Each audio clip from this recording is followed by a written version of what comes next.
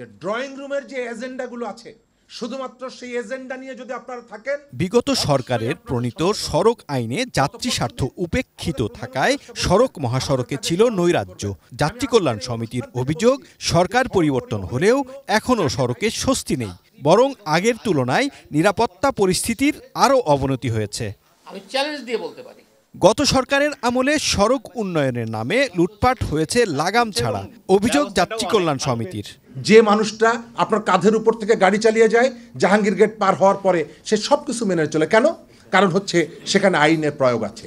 সড়কে প্রতি মুহূর্তে হত্যার আয়োজন চলছে জানিয়ে অধ্যাপক রোবায়েত ফেরদৌস বলেন, নতুন সরকারের আমলেও চাঁদাবাজি বন্ধ হয়নি, তাই সড়কে শৃঙ্খলা আসেনি, কমেনি নিত্যপণ্যের দাম।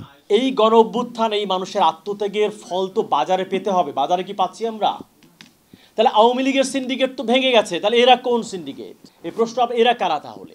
এখনো তাহলে যাত্রীদের কল্যাণে কাজ হচ্ছে না কেন? ভাড়া কেন কমছে না? নৈরাজ্য কেন কমছে না?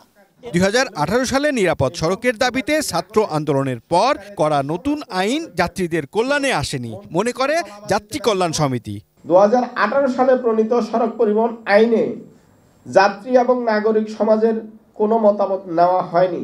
পরিবহনে বিশৃঙ্খলা, অরাজকতা, ভাড়া নৈরাজ্য, যাত্রী হয়রানি, সড়ক দুর্ঘটনা থেকে মুক্তি দেওয়ার লক্ষ্যে নতুন আইন প্রণয়ন করা হলেও আইন বাস্তবায়নের 5 বছর পরেও মানুষের ভোগান্তি, হয়রানি, সড়ক দুর্ঘটনা বহুগুণেই বেড়ে চলেছে।